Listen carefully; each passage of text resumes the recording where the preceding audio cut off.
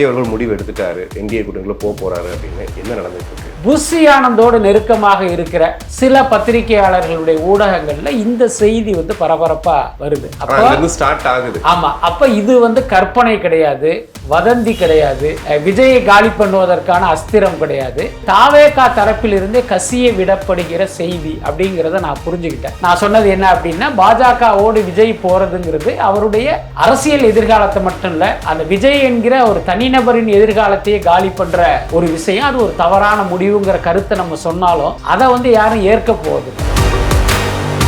இந்த நேரத்துல கூட்டணின்னு போட்டா பெரிய பலவீனம் ஆயிடாது. நிச்சயமாக விஜய்க்கு வந்து ஒரு மிகப்பெரிய பின்னடைவு. அதாவது விஜய் என்கிற தாவேகா தலைவருக்கு மட்டும் இல்ல, விஜய் என்கிற நடிகருக்குமே அது ஒரு பெரிய பின்னடைவு தான். அவருடைய இமேஜிலே ஒரு பெரிய கீறல் ஏற்பட்டதா தான் நான் நினைக்கிறேன். ஆனா கொள்கை எதிரியை வந்து நீங்க 100 வருஷம் ஆனாலும் மாற்ற முடியாது, இதுதான் உண்மை. அப்படி இருக்கும்போது முதல் தேர்தலிலேயே நீங்க வந்து அந்த கொள்கை எதிரியோட கூட்டணி அப்படிங்கிறது உங்களை நீங்களே ஏமாத்திக்கிறது மட்டும் இல்ல, உங்களை நம்பிய மக்களையும் ஏமாற்றுகிற ஒரு விஷயம்.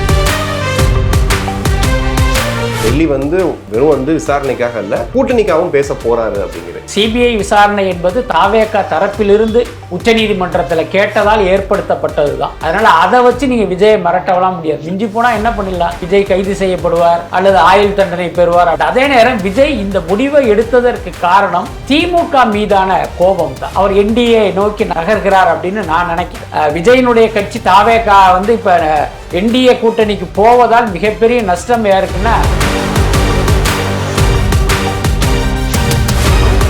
உலகெங்கும் வாழும் தமிழ் நெஞ்சங்களுக்கு கிறிஸ்டியின் அன்பு வணக்கம். நம்மோட சினிமா விமர்சக வலைப்பேஜ் பிஸ்மி இணைஞ்சிருக்காரு. வணக்கம் சார். வணக்கம். நேற்று ஒரு ட்வீட் போட்டிருந்தீங்க, விஜய் த்ரிஷா திருமணத்திற்கு போனது என்ன விளைவோ அதே மாதிரி என்டிஏ கூட்டணிக்குள் விஜய் செல்வது அப்படின்னு ஒரு ட்வீட் போட்டிருந்தீங்க. நேற்றுலேருந்து பெரிய பரபரவாக போயிட்டு இருக்கு. விஜய் அவர்கள் முடிவு எடுத்துட்டாரு, என்டிஏ கூட்டணிக்குள்ள போறாரு அப்படின்னு. என்ன நடந்துட்டு இருக்கு? அதாவது 2 நாளாவே நீங்க ஊடக செய்திகளை கவனிச்சிங்கன்னா ஒரு விஷயத்தை புரிஞ்சுக்க முடியும். தாவேகா என்டிஏ கூட்டணிக்குள்ள போக போகுது அப்படிங்கிற ஒரு செய்தி வந்துட்டே இருக்கு. ஆரம்பத்தில் இதை நான் ரொம்ப சீரியஸாக எடுத்துக்கல. என்ன காரணம் அப்படின்னா, விஜய் கட்சி தொடங்கியதிலிருந்தே அவர் ஒரு பாஜகவுடைய இன்னொரு முகமாக பி டீமாக சித்தரிக்கிற போக்கு தான் இங்கே இருக்குது. அதிலும் முக்கியமாக திமுக ஆதரவு ஊடகங்கள் இப்படி விஜயை பிராண்ட் பண்ணுறதுல ஆரம்பத்திலேருந்து ரொம்ப தீவிர முயற்சி எடுத்துக்கிட்டு இருக்காங்க. ஸோ இதன் மூலமாக விஜயினுடைய அரசியல் எதிர்காலத்தை காலி பண்ணணும் அப்படிங்கிறது தான் அவங்களுடைய நோக்கம். கிட்டத்தட்ட இந்த செய்தியை கூட பார்த்திங்கன்னா அதனுடைய நீட்சியாக தான் நான் பார்த்தேன். தேர்தல் வர்ற நேரத்தில் இப்படி ஒரு செய்தி வந்தது அப்படின்னா மக்கள் விஜய் மீது வெறுப்பை உமிழ்வாங்க, அது அவருக்கு ஒரு தோல்வியை கொடுக்கும். அதனால் இவங்க திட்டமிட்டு இப்படி ஒரு அவதூறு பிரச்சாரத்தை முன்னெடுக்கிறாங்க அப்படின்னு தான் நான் நினச்சேன். ஆனால் அதுக்கப்புறம் அந்த செய்திகளெல்லாம் கொஞ்சம் நுட்பமாக பார்க்கும்போது அதுக்குள்ளார ஒரு உண்மை ஒளிஞ்சிருக்கிறத என்னால் புரிஞ்சிக்க முடிஞ்சுது. பொதுவாகவே நீங்கள் ஊடகத்தில் இருப்பதால் ஒரு விஷயம் உங்களுக்கு புரியும். இந்த ஊடகங்கள்லேயே பார்த்தீங்கன்னா நிறைய பீட் இருக்கும். இப்போ பார்த்தீங்கன்னா க்ரைம் செய்தியை கவர் பண்ணுறதுக்குன்னு சில ரிப்போர்ட்டர் இருப்பாங்க, பொலிட்டிக்கல் நியூஸ்க்காக ஒரு குரூப் இருக்கும், கோர்ட் நியூஸ்க்கு ஒரு குரூப் இருக்கும். அந்த பொலிட்டிக்கல் நியூஸ்லேயே பார்த்தீங்கன்னா அதிமுக செய்தியை கவர் பண்ணுறதுக்கு ஒரு ரிப்போர்ட்ரு, திமுகவுக்கு ஒரு ரிப்போர்ட்ரு, தாவேகாவுக்கு ஒரு ரிப்போர்ட்டர்னு பிரித்து கொடுத்துருப்பாங்க. அந்த மாதிரி சில ஊடகங்களில் தாவேகா பீட்டை கவனிக்கிற சில ஊடகவியலாளர்கள் புஷி ஆனந்தோட ரொம்ப நெருக்கமாக இருக்கிறதெல்லாம் நமக்கு தெரியும். சோர்ஸ் அங்கிருந்தே வர. ஆமாம். இப்போ பெரும்பாலும் பார்த்தீங்கன்னா இவங்க போடுகிற செய்தி என்பது பார்த்தீங்கன்னா அந்த மாதிரி அவங்க ஆஃப் த ரெக்கார்டாக சொல்கிற விஷயத்தை இவங்க அப்படியே பார்த்தீங்கன்னா ஒரு ஸ்கூப் நியூஸாக அடிப்பாங்க. அது 2 நாள் கழித்து உண்மையாகும். இது ஊடகங்களில் இருப்பவர்களுக்கு இந்த நுட்பம் கண்டிப்பாக புரியும். இப்போ நான் பார்த்தீங்கன்னா இந்த செய்தியினுடைய சோர்ஸ் என்ன, எதிராக ஊற்றுக்கன் அப்படின்னு பார்க்கும்போது புஷி ஆனந்தோடு நெருக்கமாக இருக்கிற சில பத்திரிகையாளர்களுடைய ஊடகங்கள்ல இந்த செய்தி பரபரப்பா வருது. அப்ப ஸ்டார்ட் ஆகுது. ஆமா, அப்ப இது கற்பனை கிடையாது, வதந்தி கிடையாது, விஜயை காலி பண்ணுவதற்கான அஸ்திரம் கிடையாது. இது தாவேகா தரப்பில் இருந்தே கசிய விடப்படுகிற செய்தி அப்படிங்கிறத நான் புரிஞ்சுக்கிட்டேன். அதோட அர்த்தம் என்னன்னா, ஒரு வெள்ளோட்டம் பார்க்கறது. இப்படி ஒரு செய்தியை விட்டோம்னா மக்கள்கிட்ட என்ன மாதிரியான ரியாக்ஷன் அப்படிங்கிறத கவனிக்கிற ஒரு உத்தியாக கூட அதை நம்ம தெரிஞ்சுக்கலாம். அதுக்கப்புறம் உங்களுக்கு தெரியும், தாவேகா மேலிடத்தோடு பார்த்தீங்கன்னா நமக்கு ஒரு நட்பு இருக்குது, நமக்கும் சோர்ஸ் இருக்குது. ஸோ அந்த அடிப்படையில் நான் இதை கிராஸ் செக் பண்ணும்போது முதல்ல இல்லைங்கிற மாதிரியான ஒரு மறுப்பு வந்தது. அதுக்கப்புறம் பார்த்தீங்கன்னா நம்மகிட்டே ஒரு ஒப்பீனியனை கேட்டாங்க, அப்படி போனால் சரியாக இருக்குமா, போகலாமா, இவ்வளவு சீட் கொடுத்தா போகலாமா அப்படிங்கிற மாதிரியான சில அபிப்பிராயங்கள்லாம் கேட்கப்படும் போது எனக்கு ஒரு பெரிய அதிர்ச்சியாக இருந்தது. பட் என்னுடைய கருத்தாக நான் சொன்னது என்ன அப்படின்னா, பாஜகவோடு விஜய் போகிறதுங்கிறது அவருடைய அரசியல் எதிர்காலத்தை மட்டும் இல்லை, அந்த விஜய் என்கிற ஒரு தனிநபரின் எதிர்காலத்தையே காலி பண்ணுற ஒரு விஷயம். அது ஒரு தவறான முடிவுங்கிற கருத்தை நம்ம சொன்னாலும் அதை யாரும் ஏற்க போவதில்லை. அப்போ அவங்க அப்படி ஒரு முடிவெடுத்துட்டாங்க அப்படிங்கிற மாதிரியான ஒரு எண்ணம் எனக்கு ஏற்பட்டதனுடைய விளைவு தான் அந்த ட்வீட். ஓகே, இப்போ மாவட்ட செயலாளர்கள் ஒரு 98 பேர் சொல்லியிருக்காங்களாம். ஆனால் அவங்க சொன்னது கூட்டணிக்கு போகலாம் அப்படிங்கிற செய்தி. ஆனால் வெளியில் செய்தி என்டிஏ கூட்டணிக்கு அவங்க ரெடியாக இருக்காங்க அப்படின்ட்டு. ஒருவேளை மாவட்ட செயலாளர்கள்ட்ட ஃபஸ்ட்டு கேட்போம், செய்தியை வெளியிடுவோம் அப்படின்ற இதில் வெயிட் பண்ணுறாரா, இல்லை முடிவு பண்ணிட்டாரா விஜய்? ஏன்னா இப்போ திமுகவை அழிக்கிறதுக்கோ திமுகவை இறக்குறதுக்கோ வேறு வழி கிடையாது, இது ஒரு ஃபார்முலாவை யூஸ் பண்ணிக்கலாம் அப்படின்னு நினைச்சிட்டாரா? அதான் பொதுவாகவே இந்த மாவட்ட செயலாளர்களுடைய கருத்தை அறிவது, அவங்க கிட்ட கருத்து கேட்பது அப்படிங்கிறது ஒரு மிகப்பெரிய மோசடி. கண் துடைப்பு. ஆமாம், கண் துடைப்பு தான். ரொம்ப வெளிப்படையாக சொல்லணும் அப்படின்னா, இப்போ அரசு ஒரு திட்டத்தை எடுத்துகிட்டு வரும். இப்போ உதாரணத்துக்கு பரந்தூர் விமான நிலைய திட்டம்னு வச்சுக்கோமே, உடனே மக்களிடம் கருத்து கேட்புன்னு ஒரு ட்ராமா பண்ணுவாங்க. அங்கே இருக்கிற மக்கள் எல்லாம் இந்த இடத்துல விமான நிலையம் வர வேணான்னு தான் சொல்லுவாங்க. ஆனால் இவங்க எப்படி பதிவு பண்ணியிருப்பாங்கன்னா, மக்கள் எல்லாமே அதுக்கு சம்மதம் தெரிவிச்சிட்டாங்கன்னு பதிவு பண்ணிக்கிட்டு அந்த திட்டத்தை செயல்படுத்த ஆரம்பிச்சிருவாங்க. இந்த அரசியல் கட்சிகளுடைய கருத்து கேட்பு கூட கிட்டத்தட்ட அப்படிப்பட்டது தான். அதுக்கடுத்து இந்த தாவேக்கா மாவட்ட செயலாளர்கள் கருத்து கேட்புங்கிறது இந்த மாதிரியான ஒரு கண் துடைப்பு தான். அதுக்கு அடுத்து விஜய் நமக்கு மாவட்ட செயலாளர் பதவி கொடுத்துருக்காரு. இப்போ அவர் ஒரு விஷயத்தை கேட்கும் போது ஐயோ வேணான்னு சொல்கிற தைரியம் எத்தனை மாவட்ட செயலாளர்களுக்கு இருக்கும்? எல்லாத்துக்கும் மேலே இந்த மாவட்ட செயலாளர்கள்லாம் யார்? போன வருஷம் வரைக்கும் விஜய்க்கு விசிலடித்தவர்கள். இன்னைக்கு நீங்கள் அரசியல் மயமாய் இன்னைக்கு மாவட்ட செயலாளராக உட்காந்துருக்கீங்க. உங்களுக்கு என்ன பெரிய அரசியல் புரிதலும் பார்வையும் பக்குவமும் எப்படி இருக்கும்? அப்போ இவங்க சொன்னதுக்கு நீங்கள் பாட்டுக்கு மண்டையை ஆட்டிட்டு வந்திருப்பீங்கிறது தான். அதுக்கடுத்த கூட்டணி பற்றி கேட்டாங்க, என்டிஏ கூட்டணி பற்றி கேட்கல அப்படிங்கிறது ஒரு மிகப்பெரிய போங்கு ஆட்டம் தான். என்னன்னா, கூட்டணின்னா யாரோட தாவேக்கா போவோம்? திமுகவோட போகுமா? நாம் தமிழர் கட்சியோட போகுமா? அப்போ அடுத்து இருக்கிறது அதிமுக தான். அவங்க தான் இவங்களுக்கு ரொம்ப நாளாக துண்டு போட்டுக்கிட்டு வளவிரிச்சுக்கிட்டு உட்காந்துருக்காங்க. அப்போ கூட்டணி அப்படின்னாலே அதிமுக கூட்டணி, என்டிஏ கூட்டணின்னு தானே அர்த்தம். இதை தனியாக வேற சொல்லணுமா என்ன?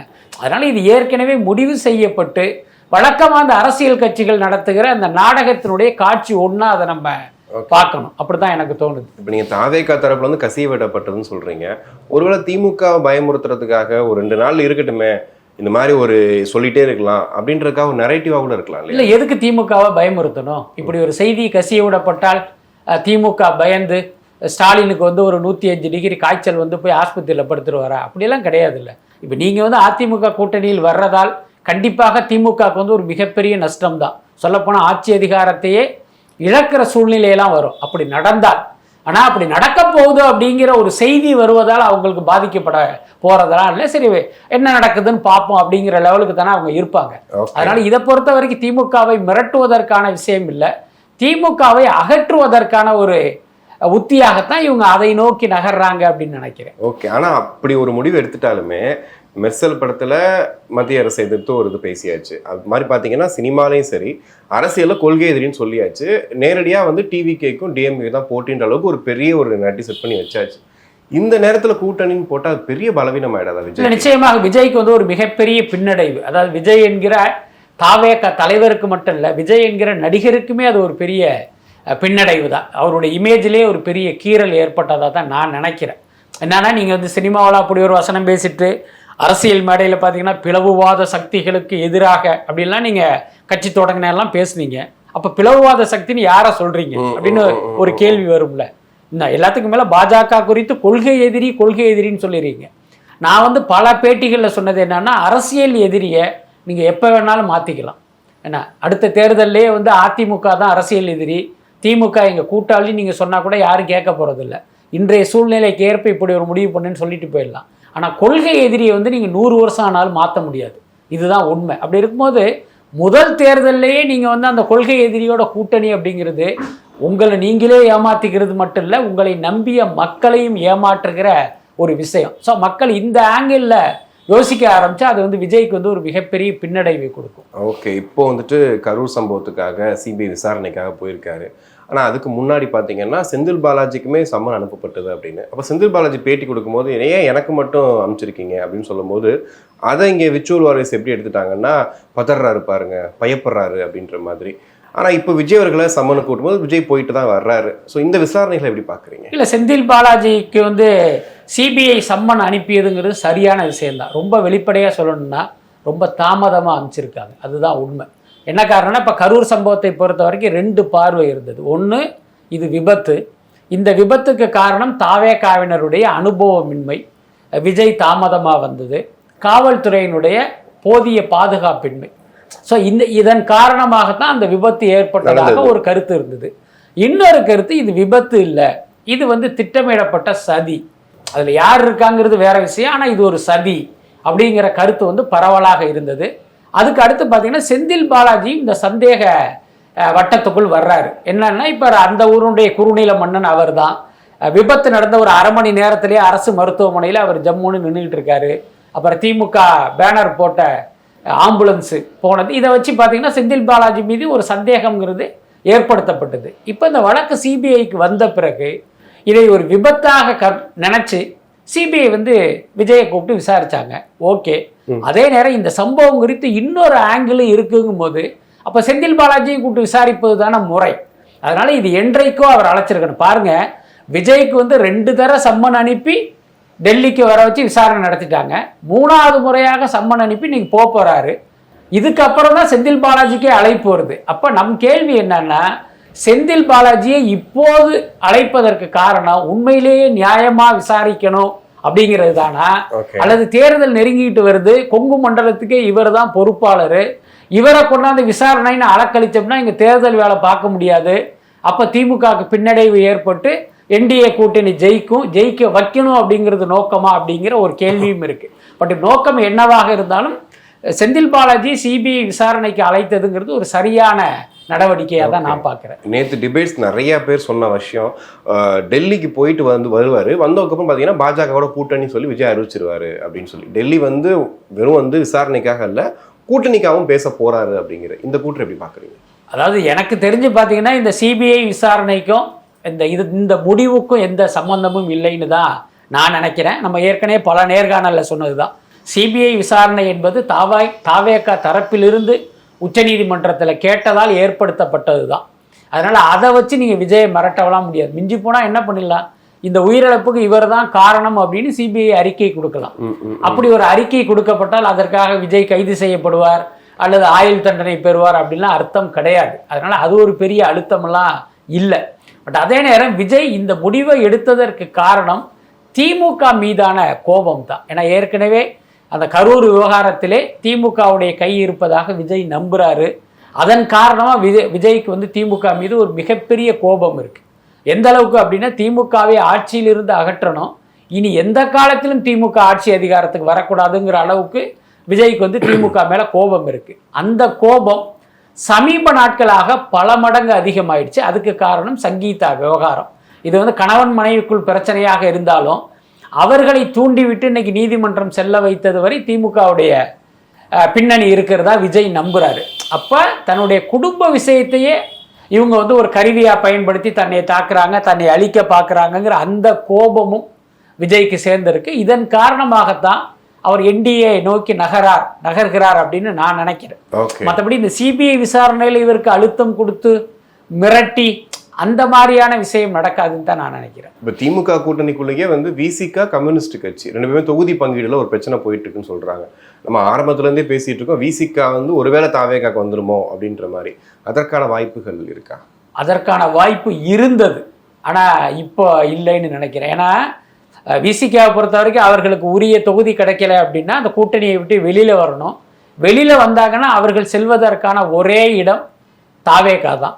கண்டிப்பாக அதிமுக கூட்டணிக்கு போக முடியாது, அங்கே பாமக இருக்குது, பாஜக இருக்குது. ஆனால் இப்போ பார்த்தீங்கன்னா தாவேகாவே என்டிஏ கூட்டணியை நோக்கி போகிற சூழல் ஏற்படும் போது திருமாவளவன் எப்படி அங்கே வருவார்? அதனால் என்ன கேட்டால் விஜயினுடைய கட்சி தாவேகா வந்து இப்போ என்டிஏ கூட்டணிக்கு போவதால் மிகப்பெரிய நஷ்டம் யாருக்குன்னா விடுதலை சிறுத்தைகள் திருமாவளவனுக்கு தான். ஏன்னா இப்போ தாவேகா வச்சு இவங்க நெருக்கடியும் கொடுக்க முடியாது, பேரமும் பேச முடியாது. நீங்கள் கொடுக்குறத கொடுங்கிற ஒரு நிலைமைக்கு வந்து விசிகா வந்து தள்ளப்பட்டிருக்கு அப்படின்னு தான் நான் நினைக்கிறேன். பட் அதே நேரம் அவர்கள் வந்து ஒரு கூடுதலான தொகுதி வேணும் அப்படிங்கிறது அவங்க தொடர்ந்து வலியுறுத்திக்கிட்டு தான் இருப்பாங்க, செய்யணும். ஓகே, இப்போ ஃபண்டு கொடுக்கறதே ஆதவ அர்ஜுனா தான் கட்சிக்கு. நடக்கக்கூடிய பொதுக்கூட்டங்கள் எல்லாத்துக்குமே வந்து ஒரு பெரிய அமௌண்ட் வந்து ஆதரவு கொடுக்குறாரு. அதனால தான் வந்து இஷ்டத்துக்கு அவரை பேச விடுறாங்கன்னு சொல்கிறாங்களே. இல்லை, ஆதவ அர்ஜுனா ஃபண்டு கொடுத்து தாவேக்கா நடத்தப்படுவதாக நான் நம்பலை. ஏன்னா அவர் என்ன ஒரு ஃபண்ட் ரைஸ் பண்ணுறதுக்கு ஒரு கருவியாக இருப்பதற்கு வாய்ப்பு இருக்குது, அல்லது ஏதோ ஒரு சில கோடிகள் ஏதோ ஒரு நிகழ்ச்சிக்கு ஒரு கூட்டத்துக்கு கொடுப்பதற்கு வாய்ப்பு இருக்குது. அதுக்காக மொத்தமாகவே அவருடைய பணத்தில் தான் கட்சி இயங்குது அப்படிங்கிறது அது ஒரு தவறான விஷயமாக தான் நான் பார்க்குறேன். எனக்கு தெரிஞ்சு விஜய் தன்னுடைய சொந்த பணத்தில் தான் பல்வேறு நிகழ்ச்சிகள் அவர் நடத்திக்கிட்டு இருக்காரு. நிறைய பேருக்கு தெரியாத விஷயம் என்னென்னா, விஜய் சமீப காலத்தில் பார்த்தீங்கன்னா அவருடைய ப்ராப்பர்ட்டிகளே விற்றுருக்காரு. அதுக்கு ஒரு பெரிய உதாரணம், வடபழனியில் பார்த்தீங்கன்னா ஜேஎஸ் கல்யாண மண்டபம்னு ஒரு கல்யாண மண்டபம் இருக்குது. அது வந்து விஜயினுடைய கல்யாண மண்டபம். ஜேஎஸ்னுடைய சுருக்கம் என்னென்னா ஜோசப் விஜய் சங்கீதா, அதனுடைய சுருக்கம் தான் ஜேஎஸ் கல்யாண மண்டபம். அதை பார்த்தீங்கன்னா பல வருடங்களுக்கு முன்பு தயாரிப்பாளர் லலித் கிட்ட வந்து லீஸுக்கு விட்டுருந்தார். இன்னும் சொல்லப்போனால் அந்த வகையில் தான் தயாரிப்பாளர் லலித் வந்து விஜய்க்கே அறிமுகம். இவருடைய ப்ராப்பர்ட்டி எல்லாமே அவர் தான் லீஸுக்கு வச்சுருந்தார். போரூரில் இருக்கிற கல்யாண மண்டபம், அதுக்கப்புறம் பார்த்தீங்கன்னா சாலிகிராமத்தில் இருக்கிற சோபா கல்யாண மண்டபம், இது எல்லாமே லலித் தான் லீஸுக்கு எடுத்து நடத்திக்கிட்டு இருந்தார். ஜேஎஸும் அவர் தான் நடத்திக்கிட்டு இருந்தார். மிக சமீபத்தில் பார்த்தீங்கன்னா அந்த ஜேஎஸ் கல்யாண மண்டபத்தை லலித் கிட்டேயே வித்துட்டார் விஜய். புரியுதா இல்லை? நீங்கள் யோசிச்சு பாருங்கள், விஜய்கிட்ட பல 100 கோடி பணம் இருக்குது, ஏன் அந்த கல்யாண மண்டபத்தை விற்கணும்? என்னென்னா அந்த கட்சி நடத்துவதற்கு அவருக்கு பணம் தேவைப்படுவதால் தன்னுடைய ப்ராப்பர்ட்டியை விற்றுக்கிட்டு இருக்காரு. ஸோ இந்த உண்மை தெரியாமல் நீங்கள் ஆதவ அர்ஜுனா பணம் கொடுத்தாரு, அவர் பணம் கொடுத்தாரு, இவர் பணம் கொடுத்தாருன்னு சொல்கிறதெல்லாம் பார்த்தீங்கன்னா ஒரு கற்பனையான விஷயம், அல்லது விஜய் வந்து கொஞ்சம் மட்டம் தட்டுவதற்கான ஒரு முயற்சியாக தான் நான் பார்க்குறேன். ஓகே, இப்போ இந்த தூத்துக்குடி அந்த சிறுமி இறப்பில் கூட கனிமொழி போயிருக்காங்க. போகும்போது பெரிய வாக்குவாதம் பண்ணி அவங்கள வெளியே அனுப்பிச்சிருக்காங்க. பட் ஆதவ அர்ஜுனா போய் உள்ளே உட்கார வச்சு பேசியிருக்காங்க. அதுக்கப்புறம் பெருசாக இதெல்லாம் பண்ணி அதுக்கப்புறமா கனிமொழி உள்ளே போயிருக்காங்க. அப்போ மக்கள் மத்தியில் ஒரு எதிர்ப்பு வந்திருக்கு அந்த டைம். அதான் பொதுவாகவே பார்த்தீங்கன்னா இது போன்ற ஒரு சம்பவங்கள் நடக்கும்போது அந்த மக்கள் சம்மந்தப்பட்டவர்களுடைய உறவினர்கள், நண்பர்கள், இவர்களுடைய கோபம் முதல்ல யார் மேலே திரும்பும் அப்படின்னா ஆளுங்கட்சி மீது தான். புரியுதா இல்லையா? அதனால என்னென்னா அவங்க வந்தாங்கன்னா கண்டிப்பாக இப்படி ஒரு எதிர்ப்புங்கிறது தவிர்க்கவே முடியாது. ஒருவேளை அவர்களுடைய எதிர்பார்ப்புகள் பூர்த்தி செய்யப்பட்டால் இந்த கோபம் இருக்காது. இது நம்ம பல சம்பவங்களில் பார்த்துருக்கோம். அதுக்கு அடுத்து இந்த மாதிரியான ஒரு சம்பவம் நடக்கும்போது உடனடியாகவும் நீங்கள் ஆளுங்கட்சியை சேர்ந்தவர்கள் அங்கே போயிட முடியாது. ஏன்னா மக்கள் ஒரு கொதி நிலையில் இருப்பாங்க. அப்போ வந்தாங்கன்னா அவங்க மீதே அவனுடைய கோபம் வன்முறையாக கூட திரும்புவதற்கெல்லாம் வாய்ப்பு இருக்குது. ஸோ அதன் காரணமாக தான் இவங்களுடைய மூடு என்னன்னு தெரிஞ்சுக்கிட்டு அதுக்கப்புறமா அவங்க அந்த இடத்த ரீச் பண்ணுவாங்க. இது பல சம்பவங்களில் நம்ம பார்த்துருக்கோம். இப்போ விளாத்திக்குளம் சம்பவத்தில் பார்த்தீங்கன்னா கனிமொழி மீது அங்குள்ளவர்கள் காட்டிய அந்த எதிர்ப்பையும் கூட நான் இந்த ஆஸ்பெக்டில் தான் நான் பார்க்குறேன். அதுக்கப்புறம் ஆதவ அர்ஜுனா என்பவர் ஆதவ அர்ஜுனா கிடையாது. அந்த மக்கள் பார்வையில் அவர் விஜயினுடைய பிரதிநிதி. அப்போ அதனால வந்து அவர் வரும் பார்த்தீங்கன்னா ஒரு சாஃப்டான அணுகுமுறையை கடைப்பிடிச்சிருக்காங்கன்னு நினைக்கிறேன். கண்டிப்பாக நிறைய விஷயங்கள் பேசணும் சார். உங்களுக்கு நன்றி. நன்றி.